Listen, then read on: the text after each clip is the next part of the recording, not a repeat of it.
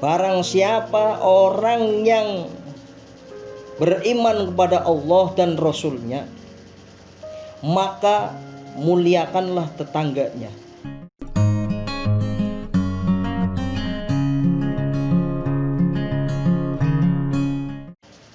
Rasulullah SAW pernah mengatakan bahwa di dalam Islam diperintahkan kepada orang-orang Islam. Rasulullah SAW memerintahkan kita semua untuk selalu menghormati tetangga, atau istilahnya jangan sampai engkau itu mengganggu tetanggamu. Ini adalah akhlak yang terbaik daripada Rasulullah. Rasulullah sendiri memberikan contoh kepada kita supaya selalu berbuat baik kepada tetangga kita. Jangan sampai ada lisan-lisan kita yang selalu mengganggu yang namanya tetangga-tetangga kita. Bahkan Rasulullah SAW pernah bersabda, "Man kana yu'minu billahi wal yaumil akhir falyukrim jaroh."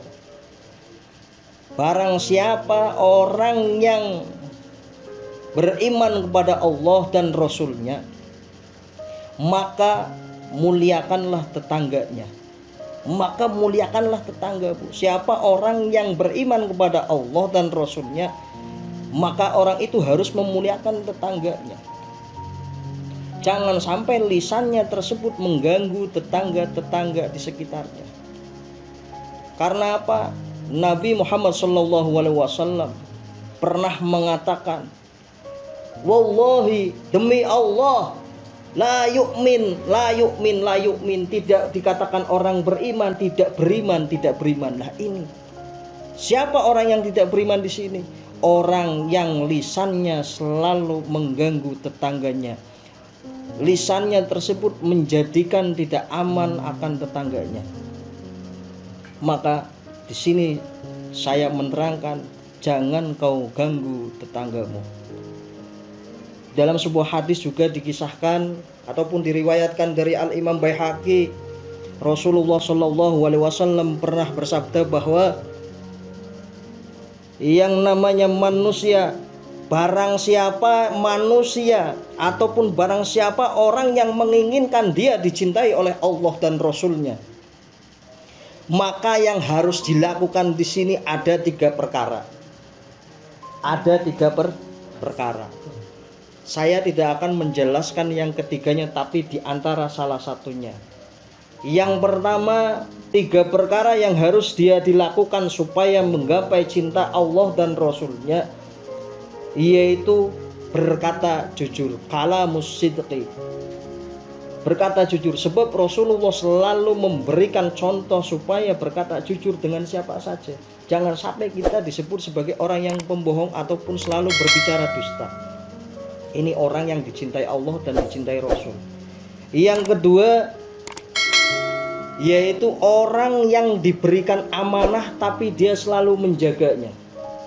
Kita diberikan sebuah kepercayaan ataupun amanah dari orang lain, maka kita harus menjadi orang yang amanah, menyampaikan. Jangan sampai ada amanah dari orang lain kita sembunyikan, tidak disampaikan. Rasulullah paling benci orang yang tidak amanah. Nah, yang ketiga ini yang saya garis bawahi. Yang ketiga, jangan sampai kita mengganggu yang namanya tetangga kita. Sebab di dalam kitab Tanbihul Ghafilin tentang di bab masalah hukukul jar, hak-hak daripada tetangga, satu, kita tidak boleh yang namanya lisannya membuat aman tetangga kita. Loh, bagaimana kalau kita disakiti sama tetangga kita? Tetap kita harus yang namanya sabar. Terserah kita mau yang namanya marah, itu terserah. Boleh saja kita yang namanya marah ketika diganggu oleh yang namanya tetangga. Tapi apa? Syariat Islam mengajak kita kepada makom ataupun derajat yang lebih tinggi, yaitu untuk bersabar. Mau ada sesuatu, tetangga kita selalu membenci kita, selalu memfitnah kita. Ada lagi yang memprovokasi ini itu. Ada lagi orang yang tidak terkena corona difitnah menjadi beritanya tersebar positif corona. Nah, ini lisan-lisan seperti ini yang sangat luar biasa. Ini yang bisa menjadikan sakit yang namanya tetangga-tetangga. Nah, ini yang bakal terjadinya nantinya. Sebab apa? Orang yang seperti ini tetangganya merasa tidak nyaman, maka itu dilaknat oleh Allah dan dilaknat oleh Rasulullah. Sebab apa? Hak-hak tetangga itu harus diberikan dengan cara yang terbaik. Jangan sampai kita nanti punya tetangga disakiti oleh kita, lisan kita memberikan tidak nyaman kepada tetangga-tetangga kita.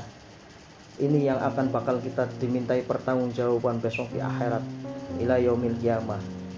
Mudah-mudahan kita semua termasuk bukan orang ataupun bukan golongan yang sering mengganggu tetangga kita, tapi memenuhi hak-hak tetangga kita dan akan mendapatkan tuntunan ataupun predikat menjadi manusia yang beriman di hadapan Allah Subhanahu wa taala dan Rasulullah sallallahu alaihi wasallam. Demikian dari kami, kurang lebihnya mohon maaf, mudah-mudahan bermanfaat. Assalamualaikum warahmatullahi wabarakatuh.